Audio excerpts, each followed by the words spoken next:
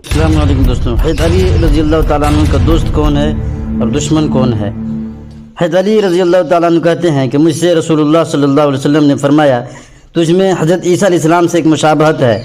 یہودیوں نے ان کو برا سمجھا، یہاں تک کہ ان کی والدہ محترمہ پر زنا کی تہمت لگائی، اور نصارہ نے ان کو اتنا پسندیدہ محبوب قرار دیا کہ ان کو اس درجہ پر پہنچا دیا جو ان کے لیے ثابت نہیں ہے، یعنی خدا کا بیٹا بنا دیا۔ اس کے بعد نبی پاک صلی اللہ علیہ وسلم نے فرمایا، میرے معاملہ میں یعنی حضرت علی رضی اللہ تعالیٰ عنہ کے معاملے میں دو شخص یعنی دو جماعتیں ہلاک ہو جائیں گی، یعنی گمراہی میں مبتلا ہوں گی۔ ایک تو وہ جو حد سے زیادہ مجھ سے محبت رکھنے والا ہوگا اور مجھ میں وہ خوبیاں بتائے گا جو مجھ میں نہ ہوں گی، دوسرے وہ جو میرا دشمن ہوگا اور مجھ سے دشمنی اس کو اس امر پر آمادہ کر دے گی کہ وہ مجھ پر بہتان باندھے گا۔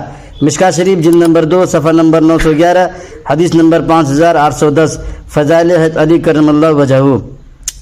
یہ علی کرم اللہ وجہہ اس لیے کہتے ہیں کہ حضرت عمر بن عبدالعزیز رحمۃ اللہ علیہ کے زمانے میں ان کا جو دشمن ہے خوارجی فرقہ خوارج، وہ لوگ حضرت علی کرم اللہ وجہہ کو علی سود اللہ وجہہ کہتے تھے۔ تو حضرت عمر بن عبدالعزیز رحمۃ اللہ علیہ نے لوگوں کو حکم دیا کہ تم لوگ علی کرم اللہ وجہہ کہا کرو۔ اس دن سے اہل سنت والجماعت جو ہیں وہ حضرت علی کرم اللہ وجہہ کہتے ہیں۔